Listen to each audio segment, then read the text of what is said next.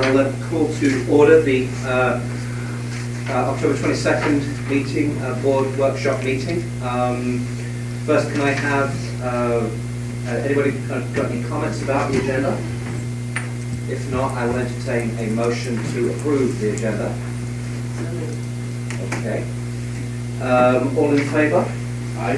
Go a second. Oh, second, sorry. Thank you, Peter. All in favour? Aye. Anybody opposed?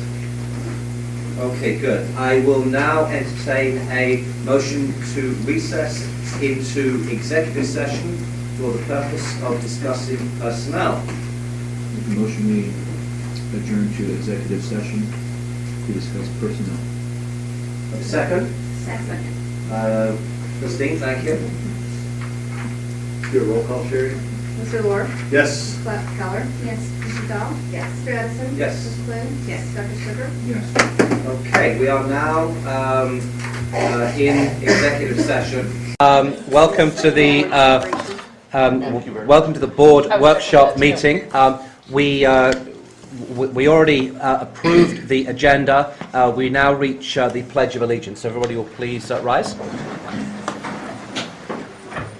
I pledge allegiance to the flag of the United States of America and to the republic for which it stands, one nation, under God, indivisible, with liberty and justice for all. Thank you. So we have our first opportunity for public comment. If anybody would like to make a comment, please make yourself known. Please provide your address and name and the school district with which you reside. Mr. Buck. Dave Buckman, 24 South Elm, and my grandson Miles is in 4th grade at Bristol. You all know, because you all have been district parents, that as parents and as a grandparent, there are a lot of opportunities to get involved with the district, to learn about the district, to share our talents and time with the district, and to contribute and to give back.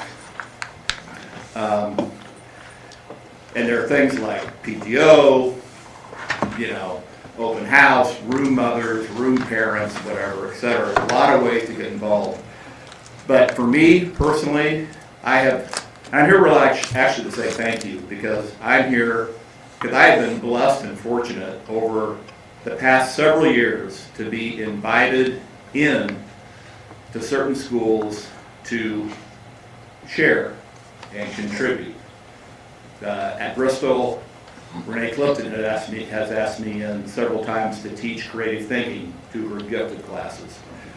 Most recently, I was asked by Kara Seavey and Nicholas Kirschman, who are two truly outstanding teachers in the district, to come in and to judge student projects. One of the teams I judged was Jessica, because these were promotion projects. And over the course of 3 hours, I judged 32 teams. Jessica's team was one of them. Sephora. I still remember the team. I remember because they were just excellent. Jessica just wowed me. And in Nicholas Kirschman's class, he had a terrific project where he picked the 7 states with the most competitive Senate races, and he assigned students each candidate, and they had to build their case to campaign for their candidates in the last 2 weeks of the election. And I got to judge. I mean, it was just awesome.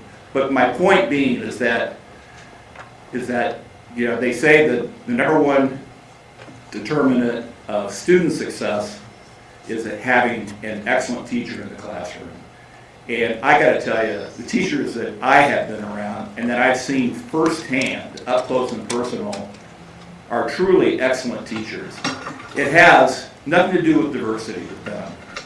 I mean, they are diverse with male, female, older, beard, all that stuff. A lot of diversity, but they are 2 or 3 truly excellent, gifted teachers. And, issues like enrollment space, issues of teacher diversity, all the other issues that you all deal with are all important. But to me, they're all secondary, because the heart of this district is what goes on in the classroom. That's the beating heart. And that relationship between excellent teacher and excellent student. And I hope Jessica can back me up on that, because that is what education is all about. And if we don't screw that up, we're going to be just fine. We're going to be okay. No matter what the other decisions are, we're going to be okay. So, Thank you very much. yep. Any other public comments?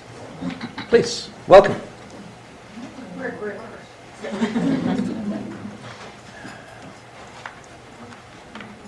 Hi, I'm Kira Geil. My daughter is at Clark in first grade. Hi, I'm Courtney Wells. My daughter's at Clark, also in first grade. I'm Ellen Barnage, and I have a son and a daughter, first grade, third grade at Bristol. Thank you. I'm Brooke Pate. I have a first grader at Edgar Road and a preschooler at Statesman. I'm Natalie Teague, and I have a daughter at Hickson and a daughter at the high school. Hi, I'm Marin Malum, and I have a son at Ambrose, and we are members of the Webster Equity Bridge Coordinating Committee, and I'd like to read the letter that we sent to Webster Kirkwood Times. Webster Equity Bridge is a Webster Groves district-wide group created by parents to listen, learn, and work for positive change toward racial equity in the Webster Groves School District. Webb applauds the district's actions in hiring teachers and administrators who are reflective of the student body. A Center for American Progress study reported that teachers of color have higher expectations of students of color, provide culturally relevant teaching, develop trusting relationships with students, confront issues of racism through teaching, and become advocates and cultural brokers. Our new teachers went through a rigorous hiring process and are the best of the best. We are beyond thankful that they chose to teach our children. Overwhelmingly, Webster Groves parents care about creating a more inclusive atmosphere in our schools, so much so that parents from every building, from Ambrose to the high school, have created groups focused on promoting racial equity at school and in our community. To that end, Webb invites everyone to learn more about equity and why it matters at Raising Equity with Dr. Kira Banks, a free event on November 8th from 7 to 8:30 at the Steger 6th Grade Center. Mara Mellon and Courtney Wells on behalf of the Webster Equity Bridge Coordinating Committee. Thank you. Thank you very much. Any other public comments?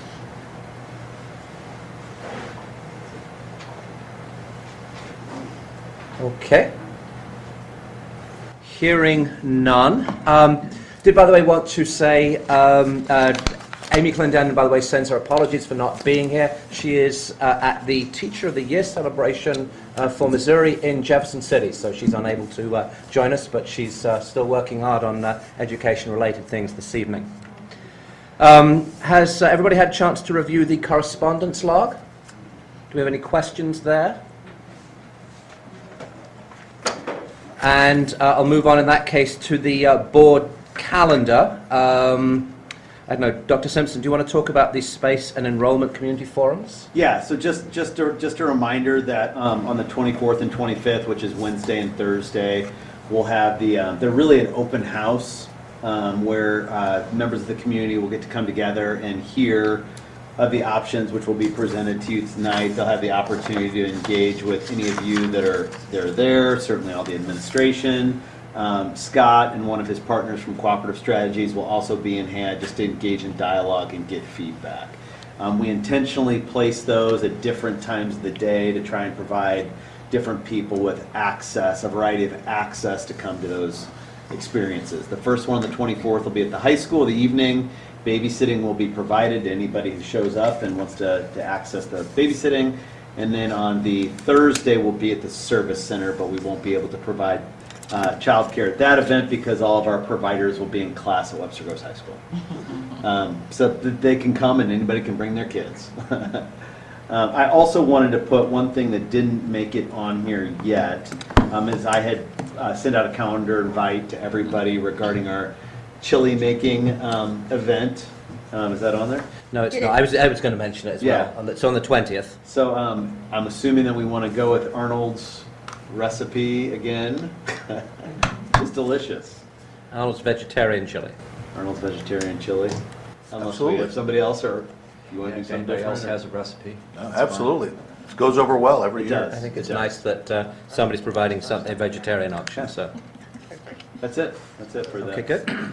I do have one quick calendar note, and I apologize to my board colleagues, but I will be out of town on November 12th. So if you can make a note that I will be absent, and I will probably not be available by phone, but if I can fit that in, I will try to call in. But at this point, assume that I will not be here, and I sincerely apologize to my colleagues for not being here. Thank you. Did want to point out we have our, so as we're trying some different for the Let's Talk sessions, opportunities to meet the board, we're trying meeting at some different places and some different times. And so on November 7th from 6 until 7:30, or was it 6 until 8, at Global Brew on November the 7th. Now, I know Amy was going to... The first one was 6 to 8. Yeah, so probably 6 till 8 then. On November the 7th at Global Brew. Who I know Amy is one of them. Who else is? Joe and Keita. Okay, And I good. was a backup just in case someone had to cancel for that one. Okay, Because okay. I was not part of the original group that got assigned to those 2 nights, but I'm Right. available that night Yeah. in case someone has to cancel for any reason. And so again, yes. So we're just trying to. We've heard we have heard from the community that want to have opportunities to interact with the board in a manner that permits better sort of forward and backward and forward interaction. So this is another alternative. Global Brew, November 7th from 6 p.m. Any other comments on the calendar? Are you encouraging us to try to attend one of the Space and Enrollment Committee forums on the 24th, 25th? Yes. Okay. If you can make one of them, great. Okay. Yeah. Or all of them. No, it's tough. But love to have you there. Okay. Okay. Any other questions about the calendar? Okay. Dr. Paul Ziegler is going to make a brief presentation about Education Plus. Answer you guys in a second. Don't want to give away the prize too early. Okay. Paul, just give me a nod when you want me to advance the slide. You go ahead. So again, my name is Paul Ziegler. I'm in my second year as Executive Director at Education Plus. And we're celebrating 90 years this year, so I'm trying to make it to all 53 member school districts to share with them at a school board meeting what we do and how we interact with you all. So who are we? We're 53 school districts. That's over 500 schools in the St. Louis area. That represents 29,000 plus teachers and almost 300,000 students. We represent about a third of the students in the state, despite only being about 10% of the districts. Next. So when you think about it, we serve our member districts through 3 channels, really, and that's our business services, our learning, and our legislative and advocacy networking platform. Next.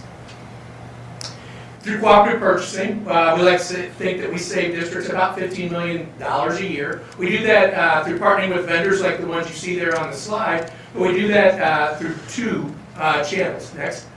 First is our AEPA, which is a national contract that we bid with 26 other states, national vendors, bid the best contracts that we can get with them for discounts. Then we award those contracts locally so that districts throughout the state can use that. We own that entire contract for the entire state. So if somebody in Blue Springs uses it, there's a little bit of administrative fee that comes back to our cooperative purchasing. We also do that locally. We do that through taking bids through local vendors like CI Select's one that comes to mind, or Dick Blick Art Supplies. And we do that locally, work to negotiate a contract or catalog price discount, and then we award that locally for our school districts. Next.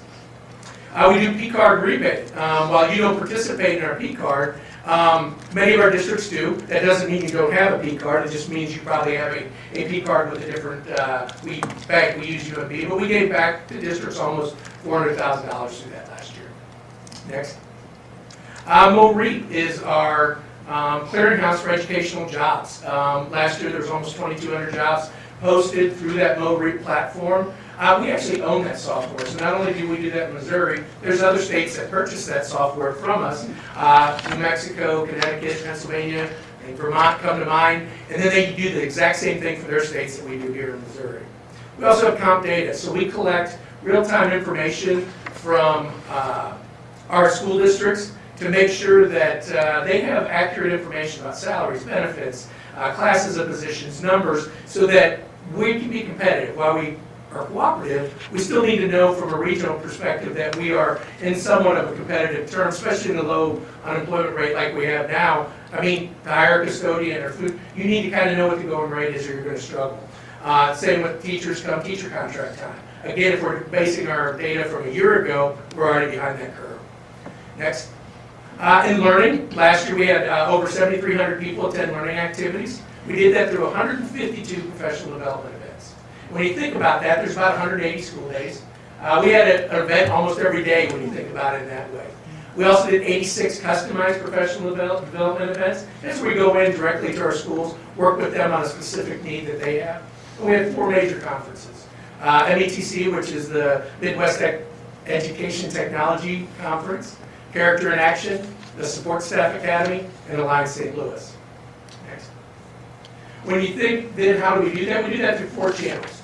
We have our own Education Plus learning staff. That's who works directly with our districts. We ask for information, already starting that process now, for what they want for next year. Because we know that for some of our national speakers or even more prominent local speakers, to get them under contract, to get a date for an event is important to do now for next year even.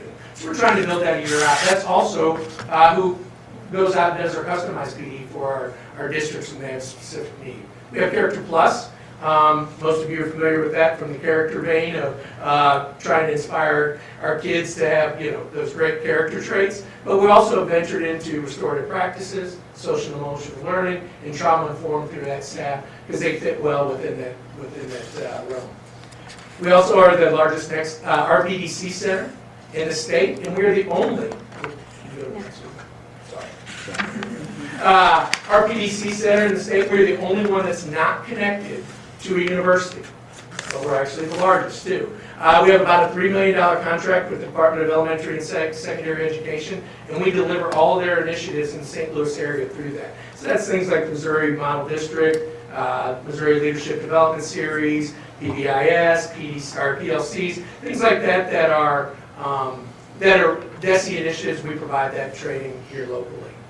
METC is our Midwest Education and Technology Conference, is what I said, but it's actually, we refer to it as the community, because it's more than that conference. Well, that conference typically has over 2,000 people from 11 different states. It's not the only thing they do. Throughout the year, they also offer a community for Google Hangouts, and I'm not a real techie, but they have all sorts of activities where they're doing professional development after school, during school days, other things, and they actually have the advocacy that pushes for things like our latest changes in the state where we can offer some more computer classes for kids at the high school level. And they also are the ISTE certified. ISTE is the International Society of Technology Education, and that is the national organization that does that. And we were actually one of the first 4 affiliates to be recognized as a certified trainer. And we held that first training this summer, very first one in the United States. We actually had people from Japan that came here to St. Louis to receive that certification training. We actually had the very first 2 people in the world certified as well under that. So that's pretty exciting for us, and we'll continue to grow that, I'm sure. From a network collaboration communication standpoint, we have 30+ job-alike groups that meet at Education Plus throughout a year. Some meet monthly. Superintendent group comes to mind, but we also have activities directors, curriculum folks, principals, nurses, library media. They meet there, and while it seems a little, big deal, but having a space, having coffee and water, and a place that they can meet, and having the technology really makes those meetings come together. And that's some of the best learning that we have is from our colleagues. We also try to be responsive to what our districts need when crisis arrives. Last year, the tragedy at Parkland kind of brought about some things that we struggled with as school districts and school leaders and as law enforcement. We brought everybody together shortly after that tragedy and had our police chiefs and our sheriffs and our police, our law enforcement leaders sit down with our superintendents so we could talk through that. Because again, making sure we were all on the same page was important, because the next step in that process then was how do we give our students voice. And we wanted to make sure we did that in a way that allowed them to speak their mind and share their frustration, but also do it in a way that was protected. So we were able to follow that meeting up with the second meeting that really got into that with our educational leaders. We also provide some communications, graphic support, video support for some of our districts. Next. From an advocacy standpoint, I've met several of you for different things that we work on. I come to meetings here on a pretty regular basis on Friday mornings to just kind of work as an advocate because I do go to Jeff City typically once a week during the legislative session. I also attend state board meetings. So I try to make sure that St. Louis is represented there on a regular basis because sometimes our needs as a region are slightly different than the rest of the state. While we have a legislative platform that closely resembles what you would see at Missouri School Boards Association or Missouri Association of School Administrators, sometimes we have some specific regional needs that we need to make sure are evident in the platform. So I try to deliver that then to our legislators to make sure they know how they can support us. We also, last year, we did a bus trip to the Capitol. And we took our superintendents, we had a bus, 35 of us rode up to the Capitol together. We're able to network and kind of be colleagues on the way up, visit with legislators, and then have that same network on the way back. Next. So here at Webster Groves, how have some special things that you all have been engaged with us. You have two principals right now participating in the Missouri Leadership Development Series. That's Matt Irvin and Grace Lee. And you have 4 principals serving as mentors: Howard Fields, Bill Senti, John Thomas, and Julie Wutch. I said it right? You're right. All right. So again, they're doing great works with with our other leaders. We have the biggest cohorts in the Missouri Leadership Development Series in the state. Matter of fact, our cohorts are so big they probably take all the other cohorts, put them together, they're about the size of what we offer here. So that's important to have that support coming from our educational leaders across. And then we do support your BLC initiatives here through the RPDC. Next. From a financial standpoint, for people that have been around, they kind of know Education Plus had some tough financial times. We had a spending problem, to be honest with you. That's plain and simple. So if you look back, 2015-16, we outspent our revenue by almost $1 million. 16-17, they made some significant cuts. That was the year before I got there, and they got that down to about $200,000 deficit. Again, big work. But I'm happy to say that last year, through the hard work of the staff there and really taking a critical look at how we spend, we ended up with about a $400,000 surplus. And that's going to allow us really to refocus our efforts on how do we serve our member districts best. Because ultimately, that's what we're here for. We're a service agency.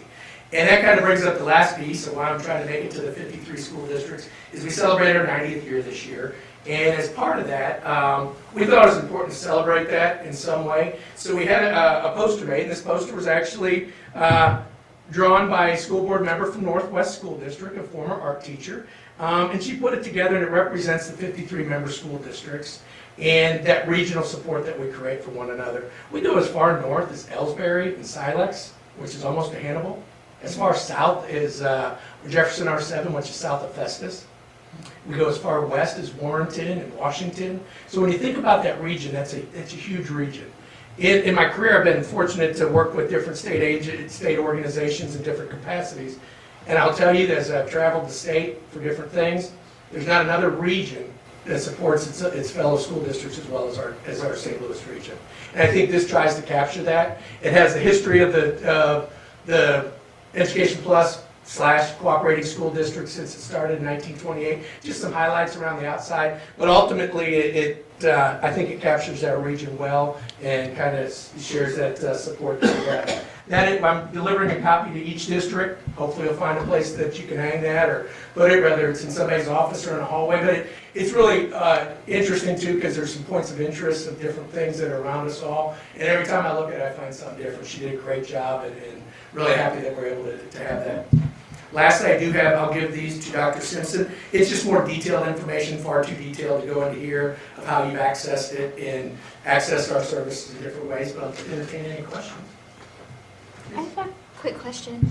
I saw the partnerships that you've built with local vendors, and I was curious, as last year, as part of a PTO or a parent group, we bought flesh-colored crayons and colored pencils for teachers in the building, and we did it through Dick Blick or the Art Spot.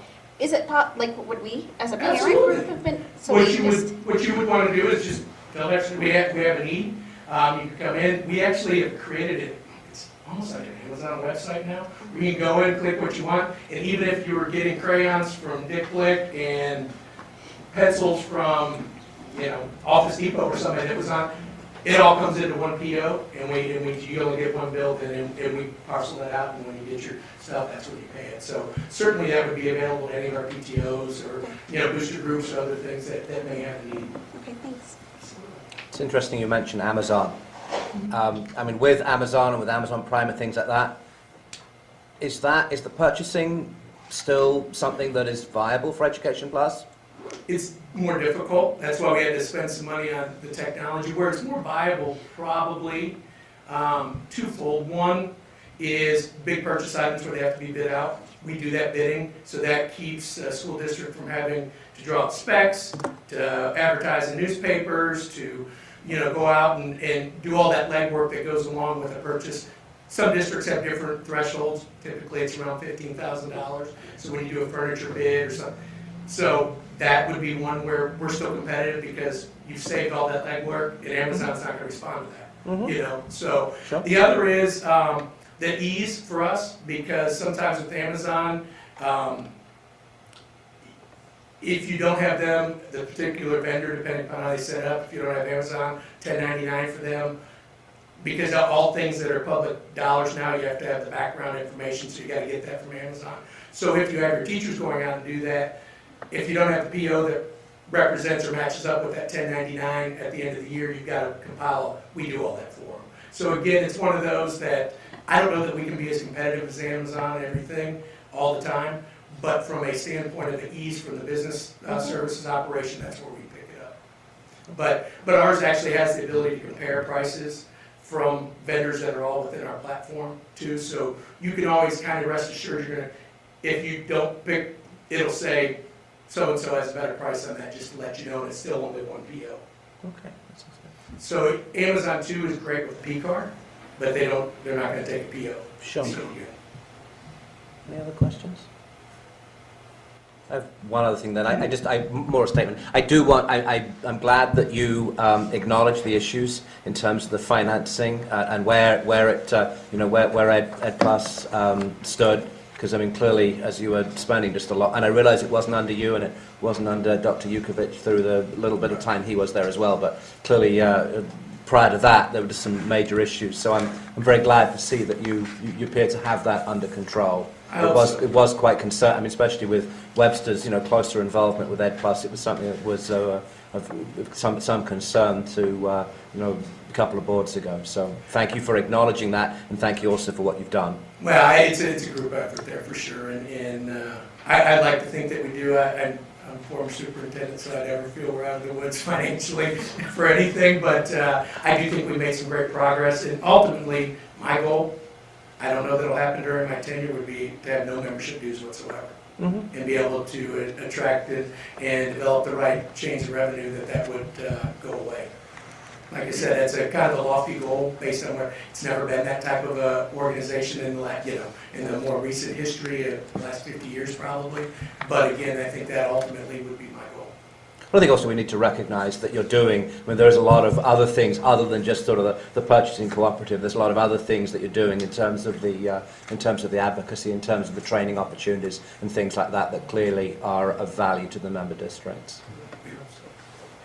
Well, Paul, you can give that folder to Sandy if you want. And I was going to try and no. But I also wanted to give Paul kudos too, because I don't know if it's just because of his experience in a leadership position in schools, but he's very responsive and he's very good at feeding the network, and that's probably the most important thing. And like you gave the example of the police and the worries at schools and shootings in schools, but I will say that Cooperative Strategies, the company you're going to get ready to hear from Scott, when we were looking for who might possibly lead us in this work, reached out to Paul and he helped here's some people that have done this locally. So I didn't have to go out and ask all the superintendents or coordinate information. He came back with it. Very few people did this work.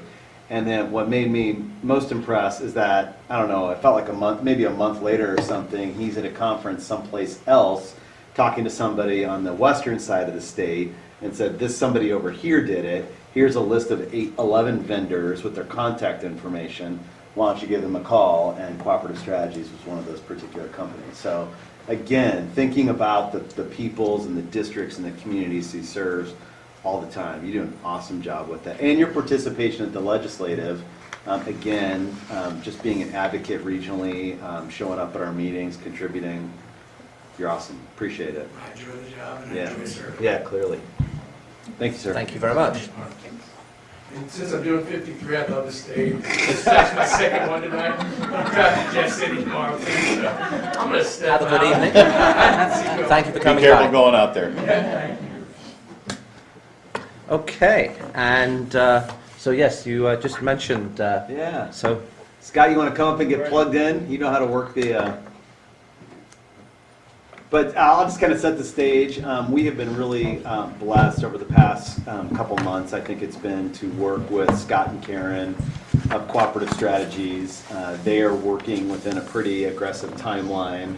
And I know Scott travels all over the country. He's going to Tennessee tomorrow. He'll be back for the open houses the next day. But they've been fantastic to work with, and have gotten a lot of kudos from the focus groups, different people who have been around them for anywhere from an hour and a half to 2 hours. Some of those focus groups lasted a while. Good listeners, good learners, and there's not really a good substitute for experience, as we know. You know, whether it's teaching, whatever it is, and to be in a room with people who do this all over the country and have seen a lot of different ideas and solutions. It's been really good. So just as a reminder tonight, and for those in attendance, that tonight Scott's going to present. He's going to share with you, and we'll ask you any kind of clarifying questions, informations.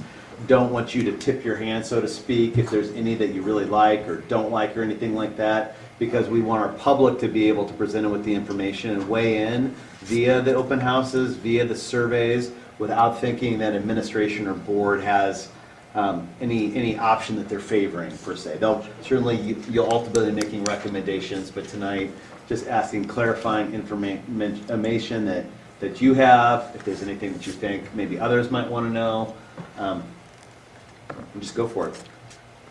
You got it on hook. I do. You should be able to steal it. You press the button. It's in. You got to press it. I did not know that. There we go. Awesome. There we go. John, Cool. thank you. Yep. Again, I'm Scott Lee, full of Cooperative Strategies. Like John said, this is really all I do. I travel the country dealing with boundaries and those kinds of fun things that nobody else wants to. So I'm passionate about it. My background is in geographic information systems and SWOT mapping software. That's kind of my thing. I've been doing this. This is starting my 14th year now. So this has been my entire career doing these types of projects for districts just like yours. I'm going to go through this. When I recorded it earlier this afternoon, it took 30 minutes, so hopefully it'll go faster. I'm just going to go through the overall process, then I'll get into the options and then talk about our next steps. So here's our overall planning process. We started a couple months ago with a plan for planning, going through some background data. We utilized the information that John and his team put together for the staff forums and the space and safety needs survey. We had focus groups at the beginning. The beginning of this month, where we engaged many different groups of parents to kind of get their feedback to help us tailor some options that we're going to share with you tonight. Those options will then be shared with the community at large for feedback, and that feedback will then come into consideration as we develop recommendations to you, the board.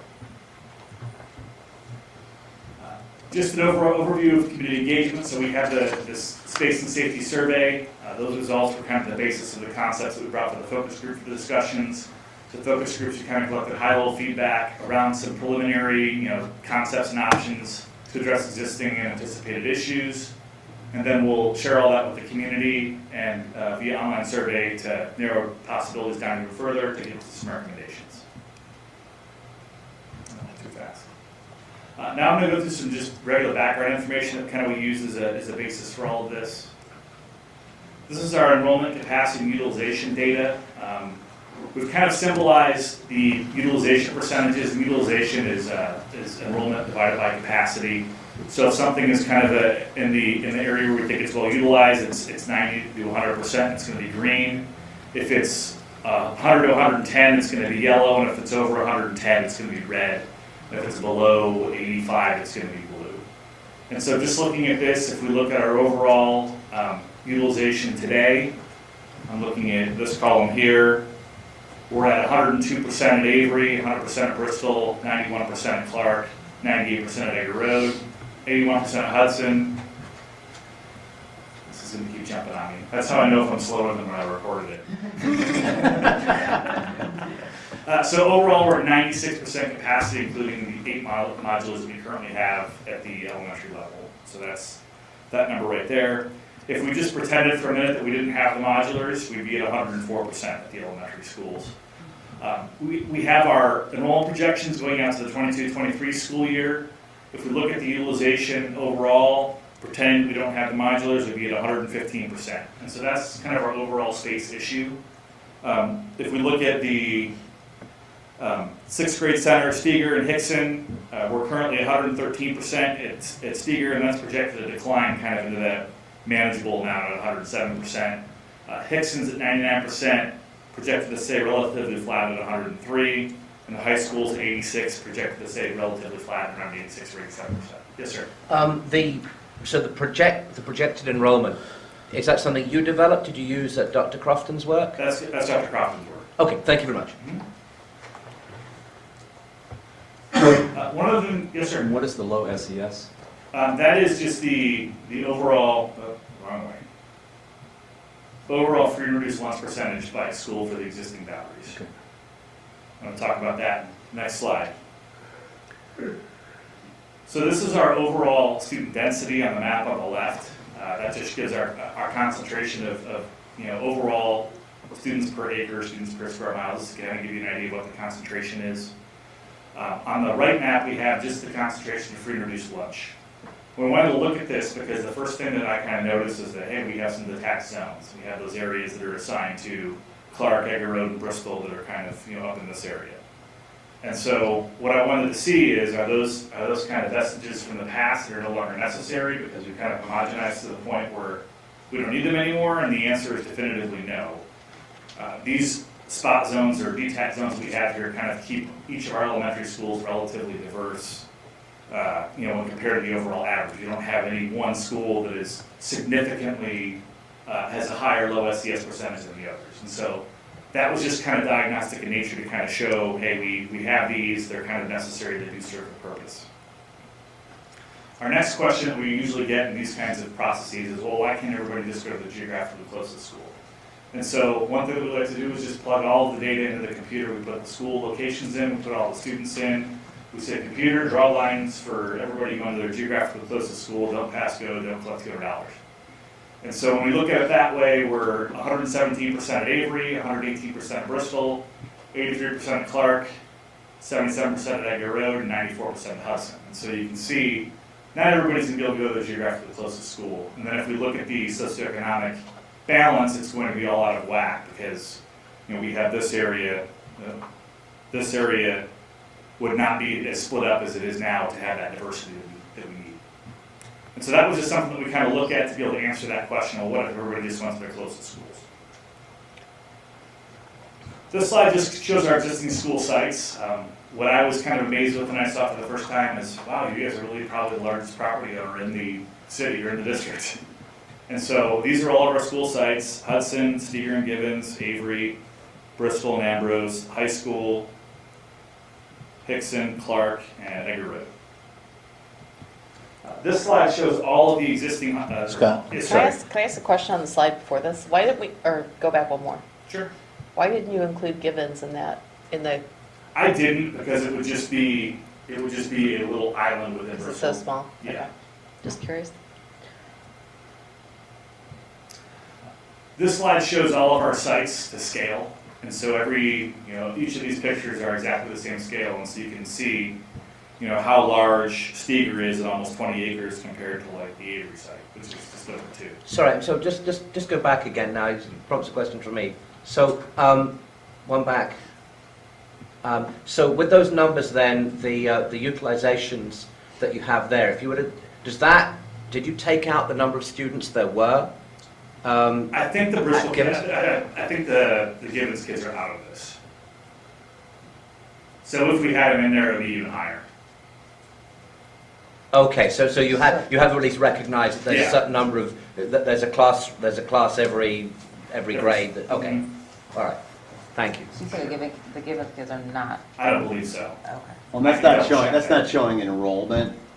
Oh, you mean on that side? That's if everybody wants their, Yeah. I mean, I can have the numbers up and we can double check, but it's not gonna look significantly different if Bristol's, or if Gibbons is in there.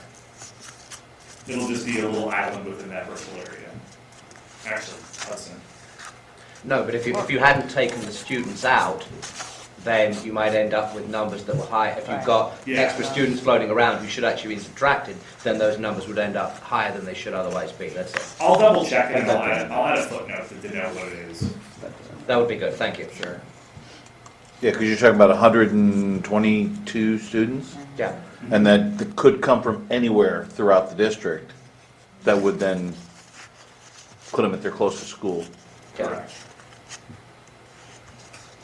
I think they're probably in there, but we'll look into that. I think it's kind of like Charles Coffron's data that doesn't include it because of the choice component. Right. Okay. So this is just to kind of show our overall scale. So you can just see, you know, we have a variation as far as sizes of school sites.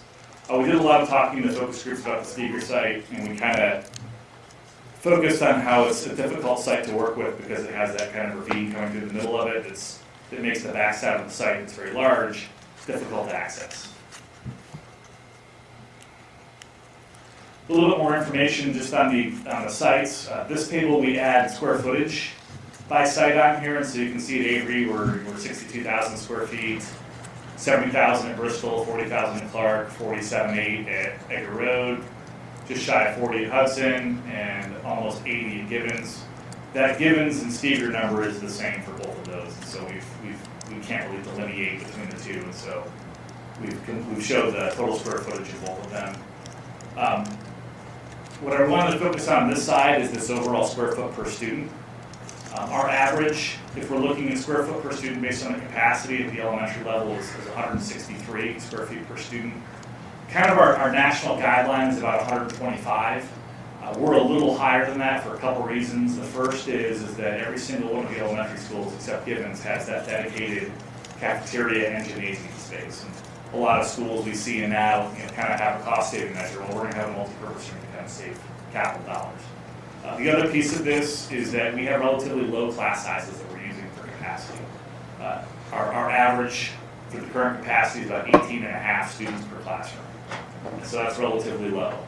Looking at Steger and Hickson, that national guideline is 150 square feet per student, and so we're pretty close to, keeps jumping again, we're pretty close to where we need to be there, a little larger at Hickson, a little larger at Steger, a little under at Hickson. Looking at the high school, we're 237, that national guideline is about 175. I think it's a combination of lower class sizes, and at the high school we have those large career technical spaces in the basement that we also have to kind of drive that square footage up. We'll talk about these numbers a little bit more. They'll come back to, I don't want to say haunt us, but we'll talk about them again in the options. Just a little bit more detail of the focus groups.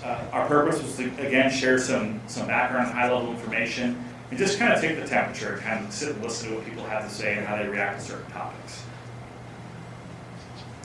The groups that we engaged, we had senior citizens. They wanted to call themselves the Jedi Council. Yes. Yeah. We had parents of current students, parents of former students, non-parents. We had a group of high school students, which was great. PTO executives, community equity groups, school and district level staff, city officials, and the real estate agents.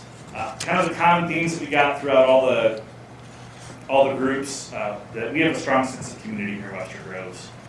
And that our low class sizes are also very important. Socioeconomic balance is important. Boundary changes are acceptable as long as we have some kind of grandfathering in place. Tax increases at this time are not ideal. Walkable neighborhood schools are important. We're open to some innovative ideas to address growth. And also just to be reminded that people do purchase homes for specific schools. And so those are just some common themes that we kind of heard throughout all those focus groups that we had. Yes, sir. Are you going to talk about the numbers of people you had in each of these groups at some point? I think in total we have about 100 across all the groups. They varied in size from 1 to 15. Yeah, probably 20. Probably more than 100, but yeah, it was varied, depending, like 6 real estate agents. It all depended. So not sort of a huge, not a huge sort of turnout in any of the groups there. No, but we only initiated originally, I think there were 13 groups, because again, they're here for 2 days, and so they ran all day long, and they were a bonus day. But we had some groups that we just couldn't fill the numbers, so we just absorbed them into other groups. And we tried to shoot for an ideal focus group is between 10 to 12. Okay. And we went as high as 20 with our parents. The information, Or any group. the information we collected from the focus groups was qualitative and kind of anecdotal. Mm-hmm. There's no real way to quantify what they said. That's the whole purpose of having the survey and doing the community count and open houses that we're going to have. Sure. Okay. Thank you. Sure. So now as we go into the options, I want to just say a couple things that I put on the recording. They're not really for you guys, but I put them on there. No decisions have been made. There's no preferred option. The order in which the options are presented have nothing to do with anybody's preference with the administration, the board, or anything. They're just purely options for discussion and feedback.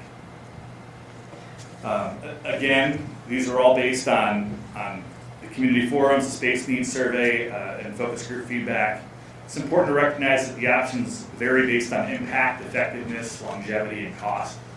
And when I talk about longevity, what I mean is how long we think this is going to last to the point where we're going to have to be back here again making another decision.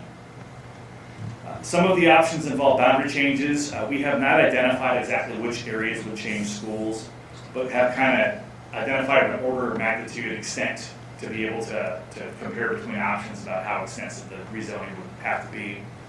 At this point, we don't want to get bogged down on what the lines are. We want to collect feedback from the community around the concepts of the options rather than what the actual boundaries may look like.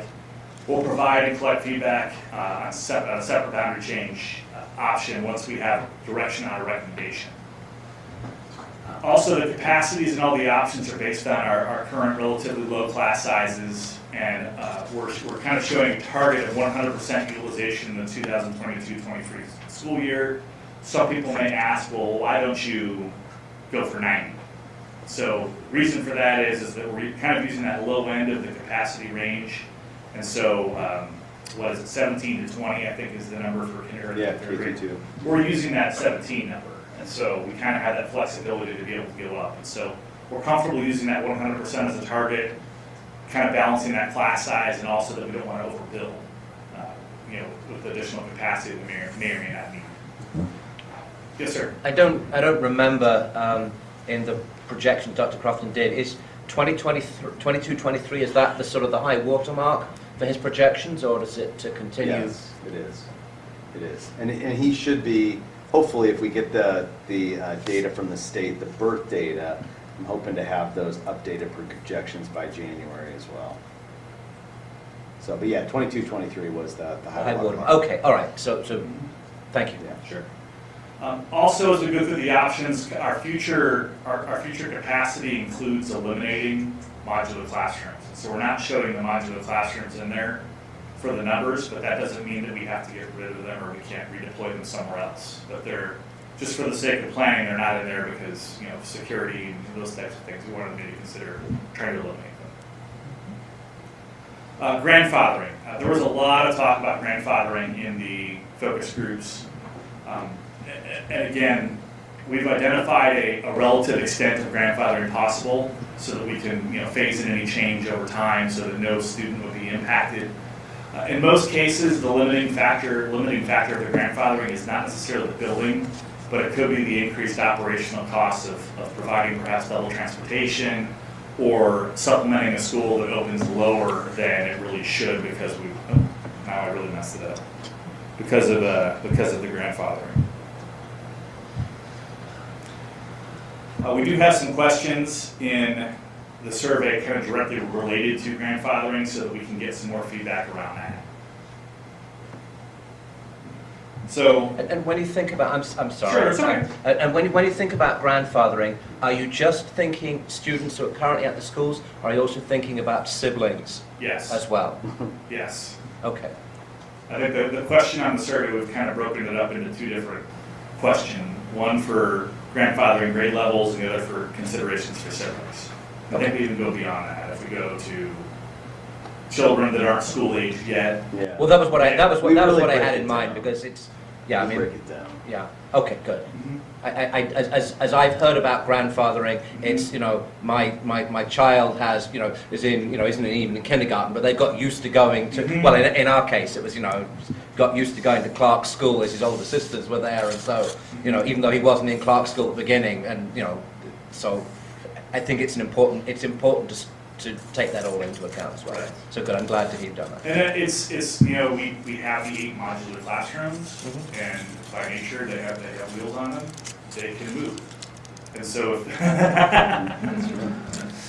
so, I mean, one of those questions is, you know, would you rather, is it the would you rather question? Would you rather stay in your existing building knowing that your child may be in a portable, or move to a new building knowing that it'll be in permanent space? And so we ask those kinds of questions. Good, excellent, thank you. So again, these options have been developed for generating discussion and feedback. This is not a vote on what's going to happen. The recommendation will be based on that feedback relative to the options, and maybe some combination or derivation of the options as presented. So it's not out of the ordinary to have something different actually presented as a recommendation than what is initially an option. Okay, so moving forward, option 1. I'm going to spend a little bit more time going through this one so that we're comfortable with all the data and how the sheets work. This option addresses the space issues by simply allowing class sizes to increase by 3 students per classroom at every grade level. The overall utilization at the elementary level would drop to 100% from that projected 115% that we have in that 2022-23 school year. We would still need some boundary changes in and around Edgar Road to reduce enrollment there. And so the way these maps work is they show the existing boundaries, but what that proposed utilization would be at that school, so that you can get a sense of, even after we increase class sizes, which schools are still a little high. And you can see in this case, we still got Edgar Road a little high here. Here's the other piece of it. And so we'd have to have some kind of boundary change or balance in these areas to try to balance the enrollment in that facility. The overall class size, so currently at kindergarten we're 17 to 20, first grade 17 to 20, second grade 17 to 20, third grade 20 to 23. We would just increase all of those by 3. And so the floor and the ceiling would both move up on that range. We also have a kind of quick metrics table on each, and then we'll have a summary at the end. And so you can get an idea of how does this impact, and we've kind of tried to symbolize these a little bit to kind of give you an idea, green being good, orange and red being not so good. And so overall capital cost for this option would be 0, and debt service reductions would begin to decrease by maybe 4 cents in the 2020 calendar year. Overall, the extent of rezoning is none to low. I say none to low because if we leave the portable or leave the modulars that we have in place, we may not need to rezone. It's just a question of whether we want to keep the modulars or not. The overall extent of grandfathering is high because we have a relatively low extent of rezoning. The longevity of the plan that we have here, this is the only one that really only gives the 22-23 because we would get to 100%. And at that point, there's really nothing else we can do except increase class sizes again, or maybe consider some other kind of facility solution. So that's option 1. And now we're going to go to the benefits and challenges. So again, no capital cost, and we have a reduction in operating costs over time due to instructional staffing cuts. Minimal rezoning required, and none if the modulars remain. It can be implemented beginning next school year. It maintains our existing socioeconomic balance. Our challenges: higher student-to-teacher ratios. The overall elementary utilization is projected to be back to 100% in 22-23, and it will require cuts in instructional staff over time. Okay. I'm sorry. Oh, it's okay. You're going to get used to this. So on this, as you think about this, you're saying that, I mean, so putting more students in the class solves the space concern. But could you actually take the same number of staff you have currently serving that larger number, and instead of having sort of, perhaps some classes you might actually have, an extra aide or something like that coming in, sort of to go and solve that. I mean, is that, as you think about this, is that something that is feasible there? You could. It's like Bruce would say, though. It's you're solving. It's either you look at all the different options. Some require a one-time capital expense possibly, and some would require ongoing operational expense. No, I understand that. So but I mean, so what you're addressing there is you're addressing the space concern, but at the same time, if you look at staff to student ratios, you're not impacting that as greatly because you're putting that. So instead of having 5 teachers, you've now got 4 classrooms. You had 5 teachers before, and perhaps now you've got a teacher who is rotating round to go and help all of those, so that again you're keeping your ratio the same. But yes, you've got more children in the classroom. We're not giving opinions here. Much. I have a quick question. Sure. Just because I can't. Why would it require to cut instructional staff over there? I guess I'm not understanding. Because our student-teacher ratios would go up. If you've got 5 classrooms, now you only need 4. You're getting rid of that 5th teacher. Oh. Which is why I'm then saying you go and take that extra teacher and you go and deploy them around so that you don't go and... all you're doing is putting more bodies in the space, which addresses the students per square foot. Versus adding a section, you essentially... You have to find a new space for a new section, basically. Right. And so on that one, it's a challenge because you have staff that you would have to cut. Certainly, there would be an operational increase, but we didn't necessarily list that in the benefits here. Okay, option 2. This option addresses space issues by adding an 8 classroom addition at Edgar Road and a 6 classroom addition at Clark. This would add a capital cost of approximately $7 million. Our utilization would drop to 100% from the 115 that's projected. We would have to have some additional boundary changes to balance enrollment, given the additional capacity that we have at Clark and Edgar Road. And so you can see, looking at the map, we've got Clark and Edgar Road. We would be at 85% at Clark. We'd be at 95% at Edgar Road, and that would help us, balance the deck. We'd have to move perhaps some areas around Avery to try to get that enrollment balance between all the schools. And so that just, again, kind of shows us the overall picture to kind of give an idea of what the order of magnitude is of the rezoning. Looking at capital costs, we're approximately $7 million. Extent of rezoning, again, if we leave those modulars in place, we might be okay. So it's none to low. Extent of grandfathering is high.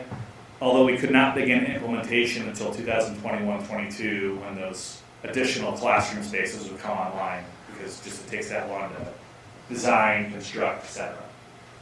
Longevity of the plan, it would get us to 2023. We'd still be at that same 100%, but we kind of have a little bit of a stopgap because at that point we have the space, and so maybe we let the capacity, the student to classroom ratio creep up 1, and we're okay. Whereas with option 1, we're already kind of at that +3 threshold. So benefits and challenges for this one: could eliminate all modulars after grandfathering expires. Minimal rezoning, none if modulars remain. It maintains our low class sizes. The cost is within the district's no tax increase bonding capacity, but that would not include any other safety or accessibility or any other space considerations. Our challenges: students would need to remain on site during the construction of the additions.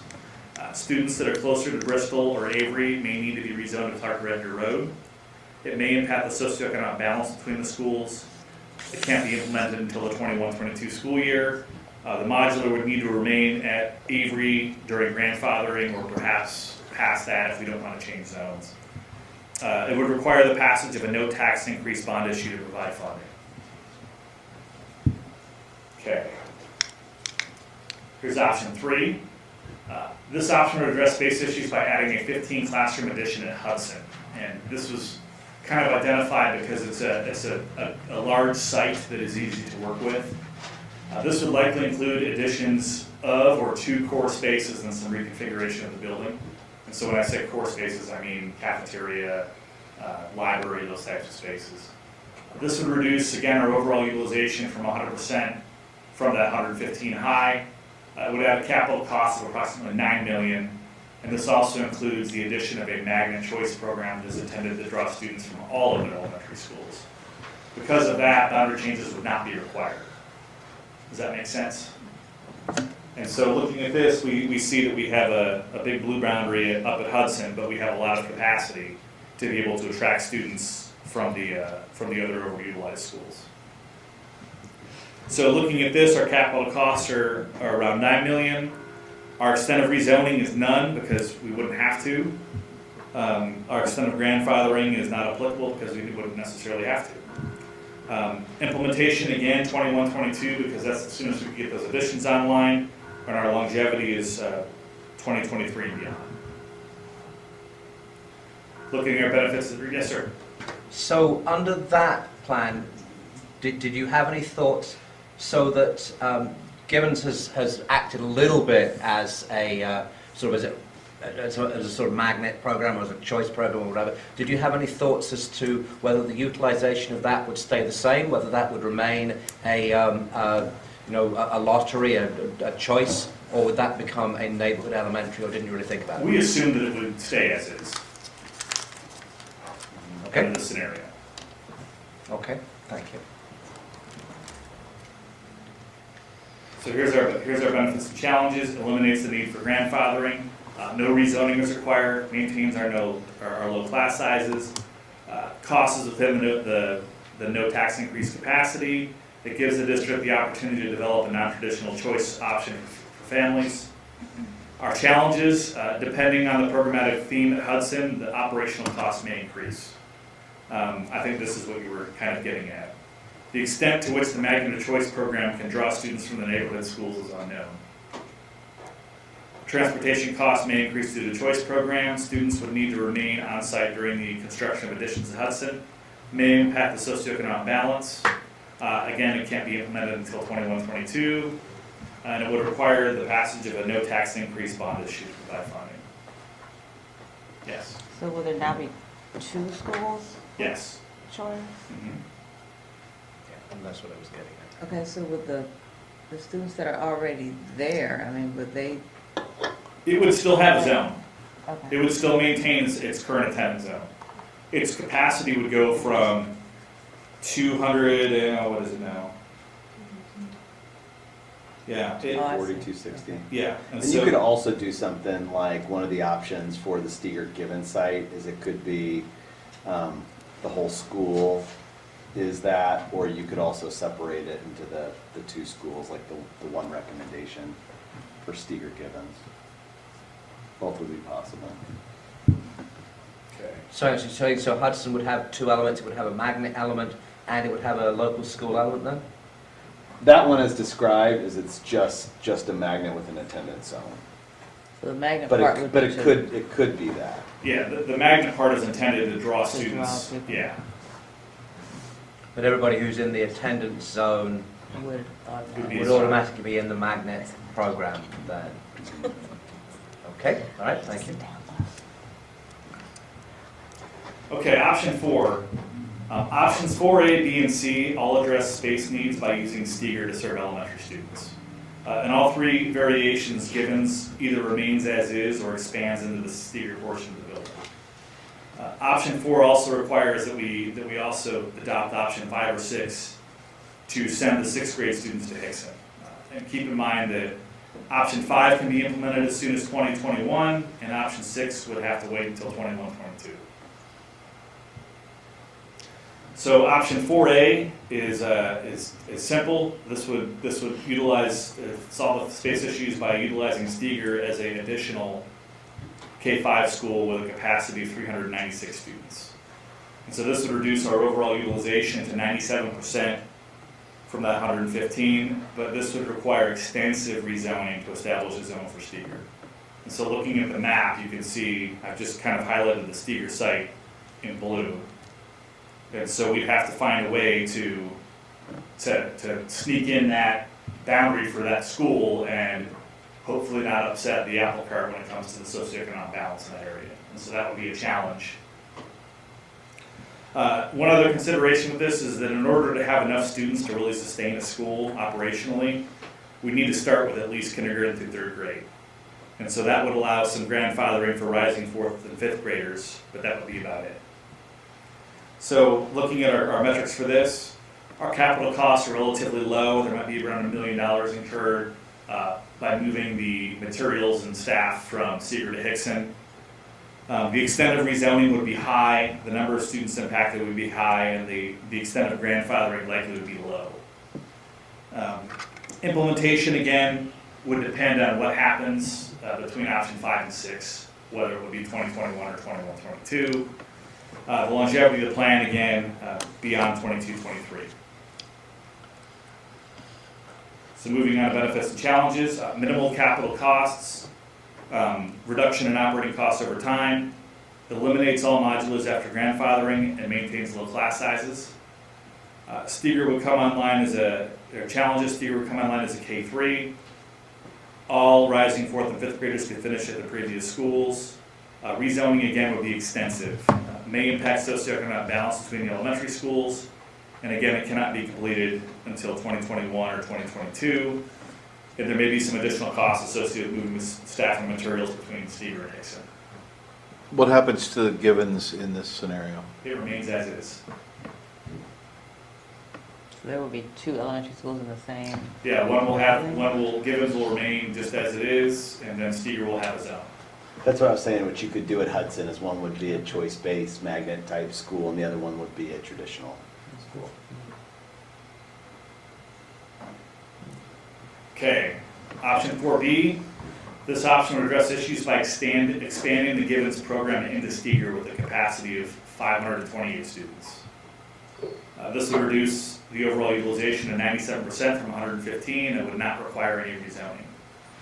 And so in this case, we'd have the whole school at Givens Steger to draw students to reduce utilization at the overutilized boundaries. And so our capital costs, again, about that $1 million for moving. Rezoning is not applicable, so grandfathering wouldn't be an issue either. Again, implementation could be either 2021 or 21-22. And then our longevity is beyond 22-23. Benefits, minimal capital costs and reduction in operating costs over time, eliminates all modulars, maintains low class sizes, gives more district families the opportunity for non-traditional choice program. Depending on the programmatic theme, given Steger, the operational cost may increase. The extent to which the magnet choice program can draw students from the neighborhood school is unknown. Transportation and cost may increase due to the choice program. It may impact our socioeconomic balance. Again, it may or may not be implemented in 2021, and there will be some moving costs associated with moving from Steger to Hickson. Okay. Option 4C, this would address our space issues by converting Steger into a 5th grade center, and then all elementaries would convert to K-4 buildings. This would reduce, again, the overall utilization to 97%. Givens could remain a K-5 or convert to K-4 in this situation. This would require some minor rezoning to reduce the boundary at Edgar Road, since it would still be over 100%, or the modulars could stay. Looking at our quick metrics, capital costs are 0, extent of rezoning low, number of students impacted low, extent of grandfathering high, or we'd be able to grandfather a lot of students. High is good in that one. Implementation, same issues 2021 or 21-22, and our longevity is the same at 2023 and beyond, or 22-23 and beyond. So benefits, no capital costs, reduction in operating costs over time, minimal rezoning, maintains low class sizes. Challenges of this one, by pulling 5th grade out, we reduce enrollment at Hudson to near 200. It may impact our socioeconomic balance between the schools. It cannot be completed by until the 21-22 school year, or 2021 at the earliest. There will be some costs associated with moving. So that's option 4C. So all of those options would have to work in tandem with either option 5 or option 6. And so option 5, construction addition at Hickson for 6th grade. This would likely include additions of or to core spaces and some reconfiguration of the building, and would add a capital cost of approximately $15 million. So this would then allow Steger to serve elementary students like we've outlined in options 4A, B, or C. Looking at our utilization, we'd be at 99% with a capacity of 1,090 and an enrollment of 1,074. Our overall capital costs are relatively high, or $15 million. This action by itself would not have any zoning implications. The soonest that it could be implemented would be 21, 22 in order to get those additions online. Our longevity is again at 22, 23. Benefits, having the Steger facility in the elementary grades may offer flexibility of grandfathering due to the large capacity, but that really depends on which option 4 you like. It maintains our low class sizes, provides additional programmatic options for 6th graders, and it enhances 6th or 8th grade articulation. Our challenges, students would have to remain on site during the construction of the additions at Hickson. 2 unique schools, each with their own identity, would need to merge and integrate. Can't be completed until 21-22, and this would require the passage of a bond issue to provide funding and maybe a tax increase. Okay, option 6. So going back to that other one, you'd have the option to, so one of the concerns, as we talked about it before, was making sure that 6th grade weren't, sort of keeping 6th grade separate from sort of 7th from 8th, and presumably that would allow you still, in the way you constructed that, to do that, so you wouldn't have, you'd have the advantages of the shared space, but at the same time you wouldn't have some of the issues that parents are raising in terms of 6th graders and 8th graders, sort of spending lots of time sort of running into one another, so to speak. My stock answer for that is architects are creative people. Okay. Well, and most middle schools do that anyway. It's just a natural thing that happens. Yep. But we know that's important. It's a concern. I just want to make sure that we're being among the mindful things of it. we're mindful of. That's all. I'm not offering any opinions. Okay, option 6. This option sends Steger 6th graders to Hickson by moving 8th grade out. To accommodate this move, approximately 18 adjacent classrooms would need to be allocated within the high school to function as a separate 8th grade area. 8th graders could take core classes in that wing or area and then utilize existing high school spaces for specials or electives. Steger would then serve elementary students. See options 4A, B, and C. We left the high school capacity the same in this model at 1,600. But remember when we talked about the overall square footage of the building? We could reimagine how we do high school education as far as the scheduling goes. And so it's possible to reduce that, but we'd have to have some kind of scheduling in place, or scheduling change to do that. And we may need to make some physical changes to the building. As far as capital costs, we threw out a really big range here because we're really not sure how much it would cost to do it. So we've got this range of approximately $1 million to $10 million to do it. Again, we want to kind of get feedback on the concept about as far as how acceptable it is, and if it's something that merits further discussion, then we can look at trying to get that number narrowed down a bit. When you talk about a scheduling change, are you talking about earlier starts, later starts? What are you talking about? It could be something like that. It could be something like we would take away kind of that, not take away, but reduce the culture of classroom ownership and have teachers in work areas, and then use those classroom spaces, a higher percentage of the day. Because right now, I believe every classroom has at least 2 planning periods, and so it would just be a culture shift.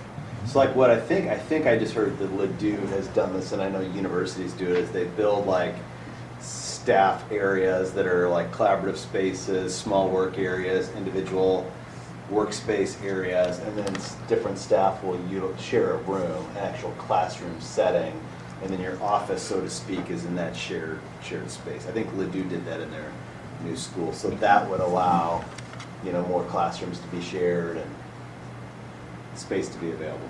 It'd be a shift for people that have never done that, for sure, but could be done. Okay, moving on to benefits and challenges. Benefits, no hard capital costs. Again, it might, just depending on what that is, it could be somewhere between 1 and 10.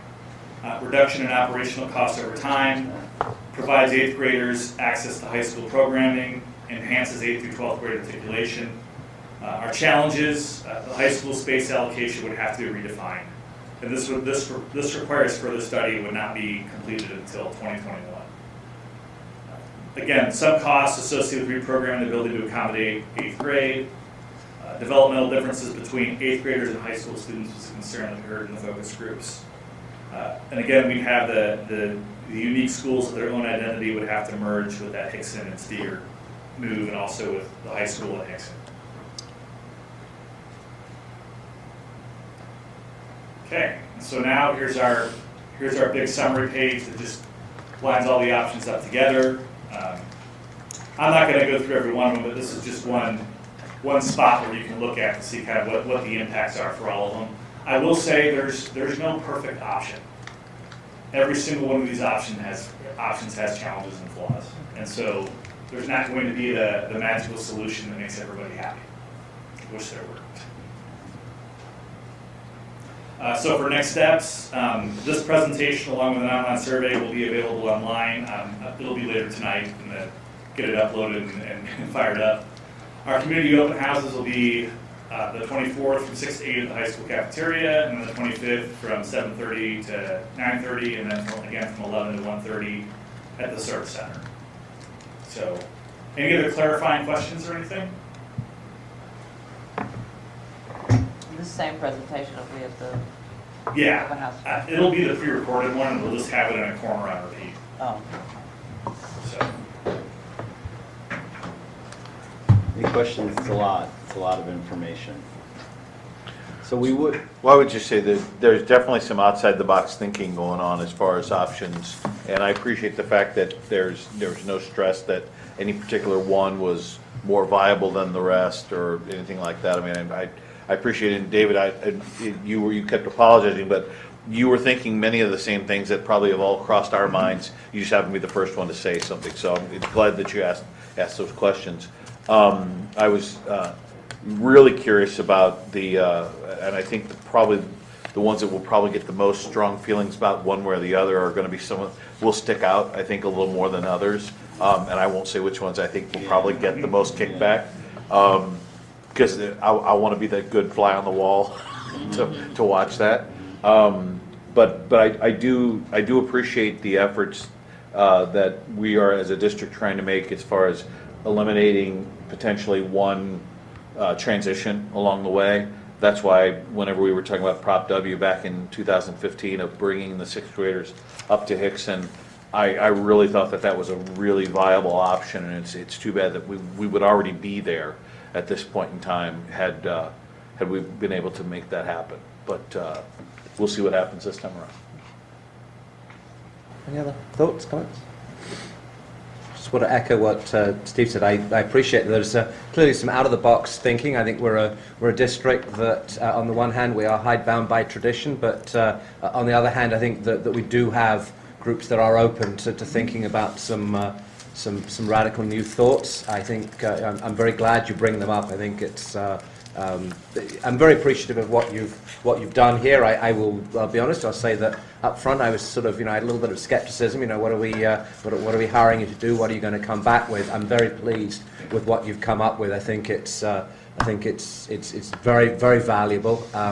Obviously anxious to see how the community engagements work. I'm hoping people will really take advantage of this and sort of think about this and try to view everything with a very open mind. I think certainly I'm very anxious to hear what people have to say. Great. Me too. thanks, Scott, very much. Thank you, Scott. Okay. Thank you very much. All right. How are we going to pay for it all? No, I'm just actually, it's not. It's merely the preliminary audit report right now. Depends on which option. No. I was merely looking to see that we had you up next, and I was thinking, go and see all these things up here, and now we have the guy who has his finger on the pulse of the dollar. So, but that's actually not what you're here to talk to us about right now. Bruce, haven't you always wanted to have somebody look at you and think money? I mean, that's his first reaction, is money. Preliminary audit We'll report. start off, and certainly feel free to share your thoughts and approval on this particular agenda item. You don't have to hold back on that. Thank you. Each year, the district undergoes a comprehensive audit of its financial accounts, records, and internal control systems by an independent CPA firm. While state law technically only requires such an audit every other year, board policy requires it to occur annually due to the size and scope of district operations. In addition, an audit also provides assurance to district taxpayers and to the community that funds are being properly accounted for and that appropriate internal controls and safeguards are in place to ensure safekeeping of the school district assets we're entrusted with. This evening, we are pleased to inform the board and the Webster Grove School District community that the district has once again received a clean audit opinion on its financial reports and records for the past fiscal year ending June 30th, 2018. This is the highest level of assurance and distinction that a school district using the cash basis of accounting that Webster is currently utilizing can achieve. Furthermore, there were no discrepancies or recommendations for possible internal control improvements, no weaknesses that were noted, an achievement for which I would like to publicly acknowledge and commend the continuing hard work and diligence of Ms. Joanne Kite, District Comptroller, who is here this evening as well. With us to briefly summarize the 2017-18 audit is Ms. Donna Doty, who in addition to being CPA and the manager in charge of Webster Grove's engagement with Larson Allen CPAs, is also a district resident and mother of a Webster Groves High School student. And three, but one in high school. One in high school, okay. As a reminder, there's currently no action necessary on this agenda item this evening. Instead, tonight is report and discussion only with formal board approval to follow next month.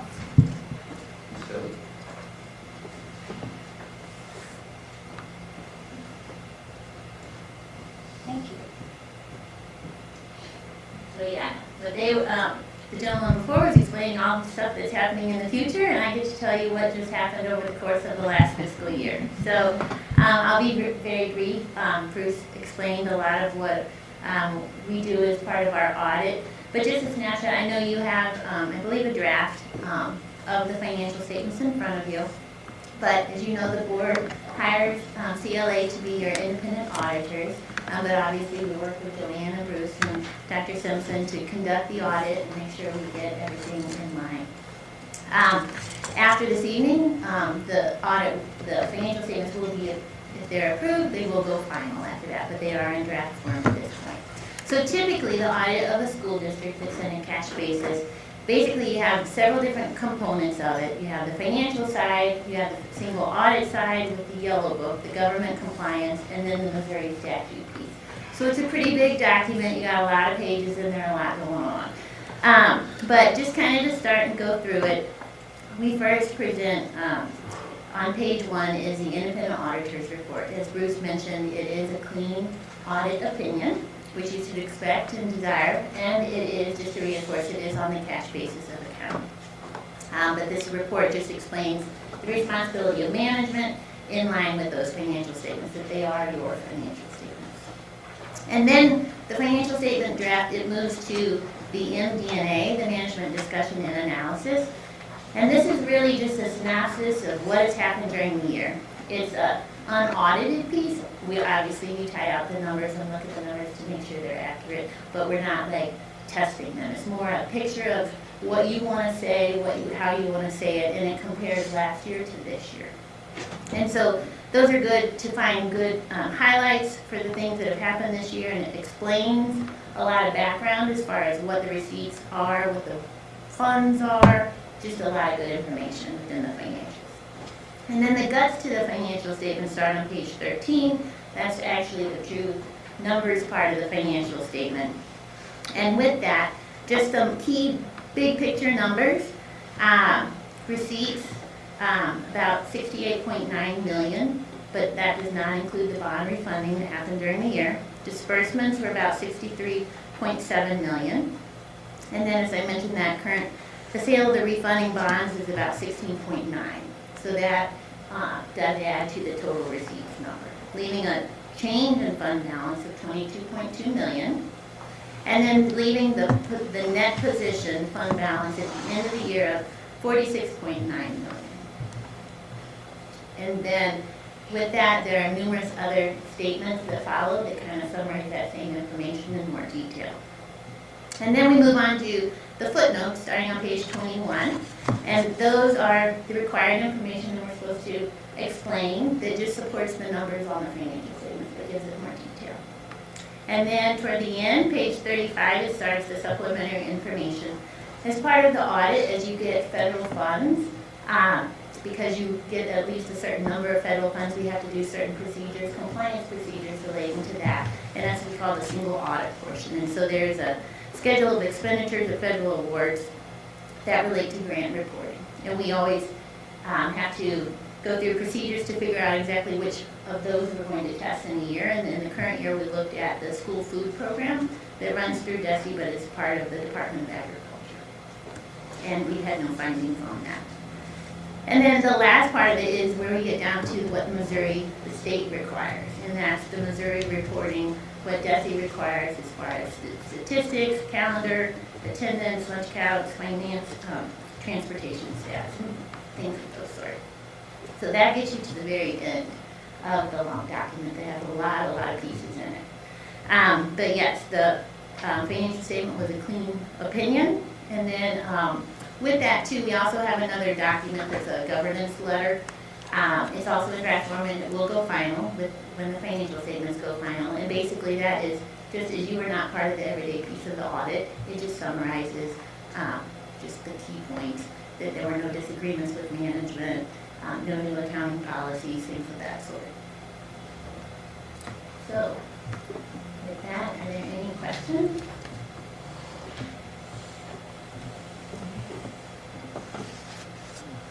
I went through it very quickly.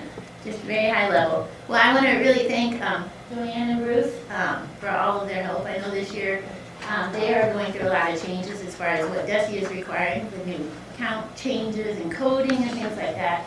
So somehow they were able to still do that and help us get the audit completed. So their help is much appreciated and fabulous to work with as normal. So the only question I have is, so you say you have 3 children, one at the high school, where are the others? Yes, I have a high schooler, or a freshman, Hickson, and then an Edgar Road. Excellent. Yes. Well, so good. I've been to some of those, or one of those meetings about space. Well, wonderful. Yes. Thank you very much. Anybody got any questions? I would just say, just from all the years that I've been on the board, it's always very, it gives me great pride and pleasure to hear that every year it seems like it's just consistently good findings about what's going on in our business office. So many times they fall under deep scrutiny with regards to how we handle our money, and it's really very comforting to know. And Joanne, that's a direct compliment to you and to Bruce as well for you guys' effort, because I mean, having been an auditor and long ago past in my career, it's not always a pleasant situation, but it seems like every year we always hear about the good relationships that you guys have, the questions and answers that go back and forth, and the information that's provided, and it's just always, really, I'm always very happy to hear how well the relationship is, and it continues to impress me that every year we get that nice clean opinion, and it's good stuff. So, anybody else? Well, thank you very much. Thank you, Donna. Thank you.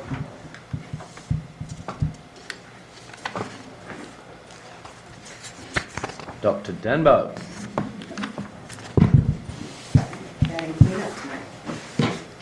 All right, good evening. Good evening. I'm going to spend just a few minutes giving some updates from the Office of Learning. And so when it comes to professional development with our staff, we've had a lot of very focused and coordinated professional development focused on the areas that are aligned to the areas that we've identified as needing support. Specifically in the areas of math and early literacy and overall literacy, reading and writing. So we've had some focused professional development with Kara M., who's a nationally known speaker and developer around math. Given the implementation of the dyslexia legislation and the needs around that, we refocused our efforts on providing professional development for our teachers around all aspects of balanced literacy. So units of writing, phonics, phonemic awareness. All of that combined with our all of our schools participating, except for Avery, since they've already gone through that, participating in the PLC Academy. We had 55 staff members who went through the Professional Learning Community Academy over the summer, and all of the schools are implementing that collaborative learning team structure within their schools. That along with our continuing efforts around social justice and our second year of sending a cohort of staff to Washington University to participate in the STEM Teacher Quality Academy in the summer. So another aspect that we're proud of is with the mandated dyslexia screening process, Julie Parr, who I cannot speak higher about, with all of the work that she has put in over the last year, the summer, between the professional development, the implementation, the development and the implementation of a dyslexia manual that you approved last school year, and the screening instruments that were developed. She has worked, I don't know when she has slept, but I just want to commend her. But this is just an example. This is a screenshot of one of the documents that we've put in place for the dyslexia screening process. So we finished the first round in the fall, and some of these things that I just wanted to give you kind of a visual representation of what we're looking at, because some of the columns, you can see these three in particular, are aspects and concepts that have been identified that haven't been, the students haven't seen yet. So that's more of an instructional issue. But then you can see, for instance, this young person here has consistent areas across the board. So that is a specified student that we need to look at for further intervention, further instruction. So it serves dual purposes. A couple of other things that I'd like to highlight, some of these things that we've talked about in the past, but expanding student opportunities such as our early college partnership and the Seal of Biliteracy, which we approved last year. Efforts to focus on student instruction, the implementation of our Tyler Pulse data management system, which is going to be a huge benefit for our teachers and staff, our consistent math interventionists, the continued implementation of NWEA into 7th grade this year, and our professional learning community and CLT weekly meetings. Focusing on ongoing social justice initiatives rather than just one time as staff come into the district, looking to expand that so it's a continual process. So we have conducted an audit looking at our staff and what initiatives they have been able to participate in. And then also re-envisioning our instructional programs. We just finished the National Association for Gifted Children. We're here at the beginning of October, and they were on site for 3 days. For our program evaluation, that is continuing on. There's surveys that are going to be going out. They started going out today. They'll be going out the rest of this week, and then they will come back with recommendations to us in January, along with our health and library media programs. The consistent math interventionist, can you explain that a little bit? Yes, so one of the things that we were able to do, thanks to some great budgeting and from Bruce and his office, we had some flexibility with the budget, so we had the opportunity to hire math interventionists across the elementary schools and into Steger for the same period of time with the same expectations. In the past, that looked different at each site depending on the number of 8 hours that principals were allocated. So the math interventionists have some, they are more of an instructional tutor level versus an instructional aide. That means that they have to be certified teachers. It also, since they're here full day, it allows us to have them provide after-school tutoring for students. And it also allows Susan Bergman, our math coordinator, to spend time working with them on professional development and instructional strategies and interventions they can use with our students. Okay. And on the gifted program evaluation, are parents and students and staff being surveyed? Is that how that's working? Yes. And is all that information then, is the district gathering that, or is the National Association gathering that data and putting that in a report that they would give to The us? National Association is gathering that data, Okay. and that'll be part of their report. Okay. Super quick, I know you went over it before, but just please remind me the early college partnership. The Early College Partnership was the partnership that we started with Merrimack Community College, and so we have our first cohort of students going through that currently. And they are full-time at the Merrimack campus, and they're receiving dual credit between the Merrimack campus and the high school. We have Cliff Ice, who is there, who's the liaison, so he checks in with them several times a week. He keeps in touch with them, keeps in touch with their professors. So the goal is for them to graduate high school, ideally with an associate's degree. For some of our students, it might be just shy of that, but that is the overall, they'll be able to get close to 60 credit hours when they graduate from high school. So the CLT weekly meetings where they're unpacking the grade level, do they also have access to the data from the NWEA assessments? Yes. Given that I'm guessing that they're throughout the semester? Yes, they do.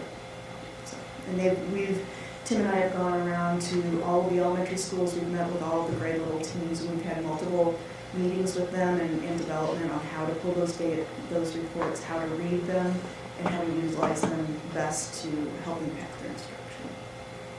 We can continue to do that because it is a lengthy platform, and it takes it's meaty, so it takes a lot of work to get in there and really learn it. So I'm just going to spend a few minutes looking at our district level data. This is separate from the student success report. We don't have any information yet from the state on our state level data. So this is all district level data. So when starting with our NWEA data, I focused on two aspects: instructional growth and cohort growth. And at first I'll talk about instructional growth, which is really indicative of teacher level, grade level instructional improvement. So we're looking at kindergarten and from year to year. So that would be more about the instruction that's occurring within those grade levels. One of the things I just want to clarify is the conditional growth index is a statistical measurement that allows us to look at grades or cohorts of students or subgroups of students across the board and be able to compare them. So if you saw a conditional growth index of 0, that would mean that grade, that group, whatever group we're comparing, met their exact projected growth. If it's negative, they didn't make quite the projected growth, or if it's positive, they went over. And so that's the numbers that I have been comparing throughout these upcoming slides, rather than percentile growth, because you can compare two different types of students. The national conditional growth percentile is then the percentile attached to that growth index. So for mathematics, what you'll see is that across the board in all grade levels, we showed improvement from the 2016-17 school year to the 17-18 school year in all grade levels in math. And then again in reading in all grade levels. Showed a marked improvement.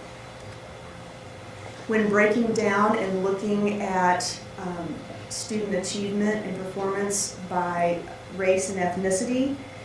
In 11 of our 17 of our measured subgroups, we saw improvement. The green triangles just indicate that there was an improvement from year to year within that subgroup. So in 11 of the 17 subgroups, there was improvement in math. And then in 14 of 17 subgroups, there was improvement in reading. And across the board in all grade levels, there was improvement for our African American students, which is a celebration. And that's from teacher 1 year to teacher the next year, Correct. grade 1 year, grade the next year. Correct. So that's looking at instructional growth that really, again, is from the program standpoint, the curriculum standpoint, rather than the student standpoint. I'll be talking about students here and there. Then breaking it down in a different manner, looking at special programs. The 3 that I focused on was the students who receive free and reduced lunch, who receive special education services or gifted services. You can see that in math, I'm sorry, my pages got out of whack. In math, you can see that we had 12 of 17 subgroups show improvement. And then in reading, we had 11 of 17 subgroups who showed improvement. Now looking at cohort groups, so now we're looking at groups of students. So students who were in kindergarten in the 16-17 school year are now in first grade in the 17-18 school year. So how did their growth show? And so you can see that within this data, we can see that our student cohorts are making improvement in some of our grade levels in math, and then in almost all of our grade levels in reading. I'm sorry, mine is jumping, I think because I'm leaning on it. And then almost all of our grade levels in reading as well. And the blue bars represent that conditional growth index, so you can see the growth from year to year. Breaking it down by race and ethnicity, 11 of the 18 subgroups showed improvement in math within that cohort, and then 12 of the subgroups showed improvement in reading. Breaking it down. I'm sorry. So if I go back, right, so for instance here, we've got the, right, we stick at this one here, bottom row, there was an increase. If I look at the middle one with the minus 0.27, there was an increase, but it wasn't as much as we might have predicted. Is that how I read that? Correct. Okay. But if you compare to the year prior, that subgroup had a negative 1.48 level of growth. So it was still an improvement at a negative 0.27 level of growth. Okay, all right. So, I just want to make sure I understand how to, and so the up arrow then is left to right. Year over year. Year over year comparison, and then, okay, all right, good. Yes. Thank So, you. like I said at the beginning, we still have improvement to do, but there's a lot of celebrations with some of our groups of students in our instructional practices. Okay. Going down into the special programs, again, we have 12 of our subgroups that showed improvement. Particularly proud of the work around the students receiving free and reduced lunch and special education services, both in math Is and some of then this, in reading. I'm sorry. Is some of this data being shared with, or has it been shared with staff yet? I shared it with the principals at our administrator meeting last week, and so my hope, and I'll reiterate with them the importance of sharing it with the staff members too. And then are they sharing this with these programmatic groups that are identified in this, let me get the special program groups? I.e., are they special ed folks kind of getting all the stuff like that, and the gifted folks and the free and reduced, staff have free and reduced lunch kids in there? I will that's a great point. I will certainly ask them to do that as well. This information is going to be shared at the equity and ed meeting that's later on in the month. Can you speak to what we're seeing? So if we went back, I mean, in second grade, this slide, the slide before as well. Can you speak? I mean, can you speak to what's happening there and what we're seeing there? We're digging into that because as far as the conversations in our administrator meeting, we had that conversation. There's nothing that we can pinpoint to specifically on that. So I'm working with Julie Parr and Susan Bergman to look, to dig into that more, to see if it's a curricular issue, if it's an instructional resource issue, where is the misalignment? Because we have wonderful second grade teachers, so it's not, I feel confident from an instructional standpoint, we're not sure where that misalignment is. And this is not, but this is not cohort versus, this isn't a cohort moving through. This is second grade 1 year to a new group of students who are second grade. No, this is cohort. This is okay. So in which case, yeah, it is. All right. Okay. Yeah. Thank you. We'll be interested to hear what you find there. Then to kind of piggyback off of David's question on, not to single out, but the gifted growth index as it relates to, the evaluation going on, but not necessarily, I'm not pointing a finger at gifted education teachers, but maybe it is teachers in general being able to accommodate and help gifted education students in the regular classroom. Correct. Okay. I mean, that could very well be an aspect of this. And so with the gifted program evaluation, the next step after we have the recommendation will be to take a look at the gifted curriculum and realignment and the revision and rewriting of that. And part of that we'll be talking with our gen ed teachers as far as aspects that they can utilize. Because this assessment's taken in the regular classroom, right? Correct. Okay. That speaks to the point about having the educators looking at this information, discussing this information, because certainly there are a lot of factors that go on to a child's learning or a child's performance on assessment, but they know what curriculum's going on. They know what's happening in the life of that child. So to your point, it's important for them to look at it and see it and to ask the questions and that's part of the PLC process is like, what's working, what's not working, and how do we know and what do we do? Well, it speaks to the growth that's happening in the free and reduced lunch column. Right. And understanding and awareness needs to be placed in the gifted column too. So we're bringing these students and pushing those students. Correct. Do you happen to know, what the sample size is for each of those two cohorts for the second grade? It's the entire second grade. No. But what I'm wondering is, is the sample size relative? Oh. Is the sample size relatively small? B, has there been much of a transition in that sample size? So I mean, have you had sort of number of students change over? And if you don't have the answer now, I do have the answer, and I can get that to you. I'm sorry, That's okay. typically like to give you advance warning if I'm going to ask things like this. I'm glad I brought this.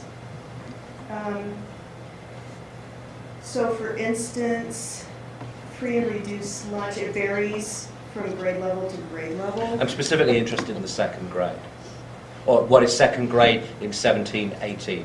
So what the sample size was 16-17 for first grade, and then 17-18 second grade.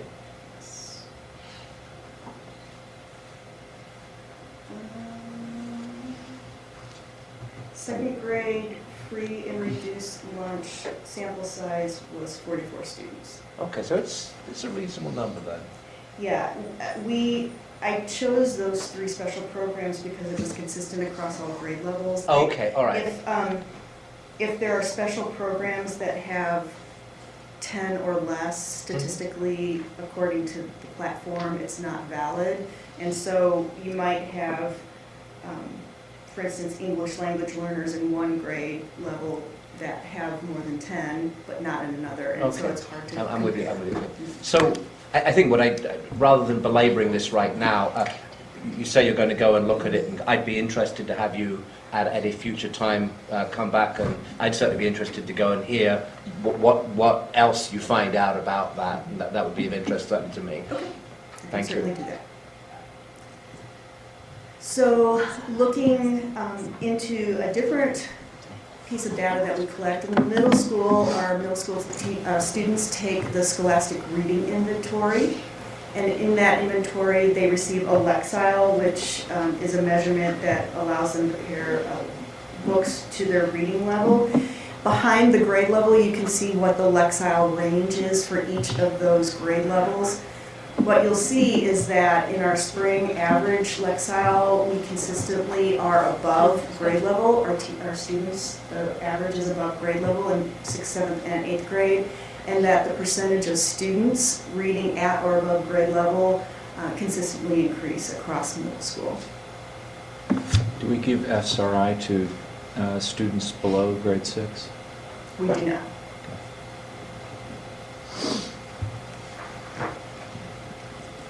We also looked at our reading recovery data over the last 2 years. The N is there where you can see we had 54 in 16-17 and 58 students in 17-18 with the percent successful completion. Across the board in all 6 areas that we collect data on with our reading recovery program, you can see that we had an improvement from our averages compared to national averages across those 6 measurement areas. Why is there such a big, small number of successful completion? Nationally, it's around 71, 72%. So that's a pretty typical. We're a little bit below national average. And that's successful completion, meaning that they went through the entire program and they graduated and exited out of reading services. Okay. So there's usually going to be a component of students who reading recovery did not meet their needs for one reason or another. Some students might be, they asked to go into testing for special education, and there's other reasons maybe they weren't here long enough to complete 20 weeks. So there's a variety of reasons Okay. for it. I just want to make a comment about this that to my colleagues here on the board, that if you look at the fall mean and then you look at the year-end mean in any of those categories, the first column is the reading recovery, the second column is the average first grade student. Mm-hmm. That growth that those students made in reading recovery is pretty phenomenal. Mm-hmm.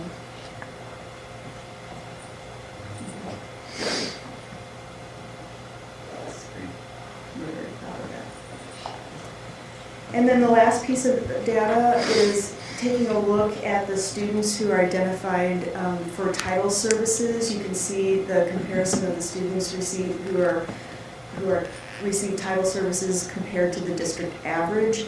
And while there is still a gap between students who receive title services to the district average, you can see the growth across the board. Typically, these are students who come in below grade level, and so we do have work to do, but we are, you can see an improvement in trying to close that gap as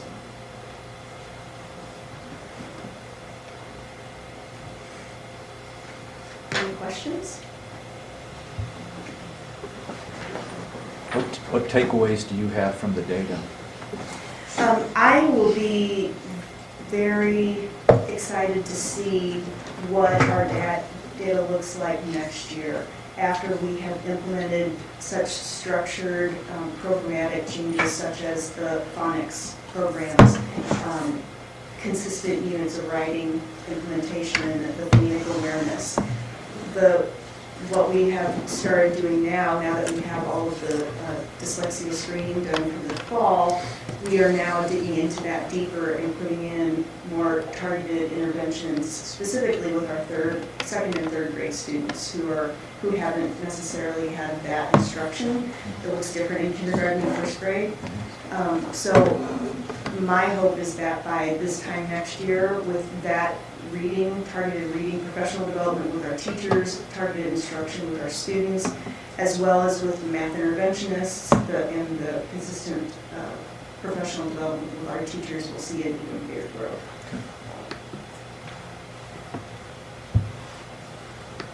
Any other questions? Thank you very much. Thanks, Thank you. Okay, we Now move to our second opportunity for public comment.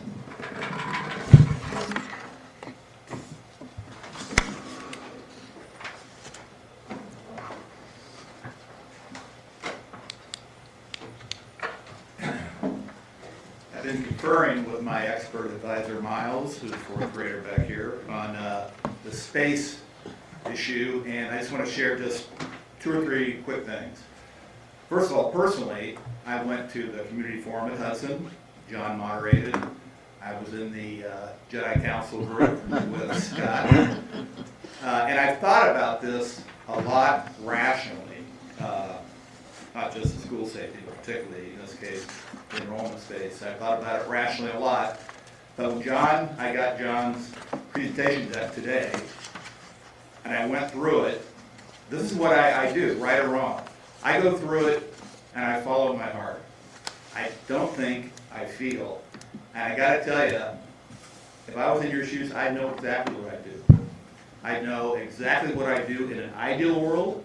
I know exactly what I do in the real world. It's as clear as a bell, no hesitation, no questions. And from that standpoint, I applaud the fact of how you've gone out to get community input in the forums and in the focus groups, and how you're doing the surveys. But at some point, based on my humble experience, you got to cut it off, because I don't think you want our community making the decision for you. If our community all rated the survey and said option 1 is 90% of the community wants option 1, does that mean it's the best option? No, it means the community rated number 1, but it may not be the best. And I hope that you all, and I know you will, stay objective, stay independent, use the community as input, but don't let the community make the decision for you. The other thing I would say is that there's a great quote that goes, it applies to all communities, whether it's a city community, a school community, a church community. This is a great timeless quote. Communities move forward at the speed of trust. When there's no trust, there's no progress. When there's trust, it paves the way for progress. I say this to the city council a lot because a lot of the issues and a lot of the issues here ultimately boil down to trust. I believe, and you may disagree, that what happened on Proposition S&W boiled down to trust, where the opposition created an air of distrust with the district, with how we were managing our money and everything else. We're asking too much, yada, yada, yada, and S&W failed. It's glad we're doing a survey, Kathy, of the district community, but the people we really need to survey are the people outside of our community, because those are the people that voted against S&W. And do they have the appetite for another new tax and bond issue? That to me is a $64,000 question. A lot of the options that Scott showed, maybe we can handle it, Bruce, within the district's budget, but some of them may require a bond or tax issue. Is our greater community ready? It's been what, 4 years, 5 years? Do they have an appetite to say, okay, let's go? And I think we got to get a finger on the pulse. We got to get our finger on the pulse of that issue. Where is the outside community on that issue? So, Thank you very much. yeah. Thank you. Anybody else with a public comment? Seeing none, I will entertain a motion with regards to the consent agenda. So moved. No, you're No, going to yeah, read them sure. out. Sorry. Nice try.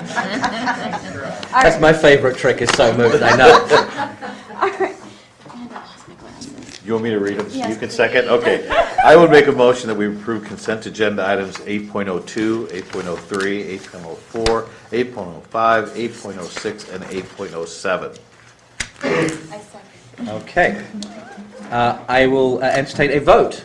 All those in favour? Aye. Aye. Anybody opposed? Okay. I will entertain a motion to adjourn. So moved. Second. Second. All in favour? Aye. Anybody opposed? No. All right, passes. There we go. We are adjourned. Thank you very much, everybody, for coming. Thank you to our advisor group. Just nice to see you here. And thank you very much, everybody else, for showing up.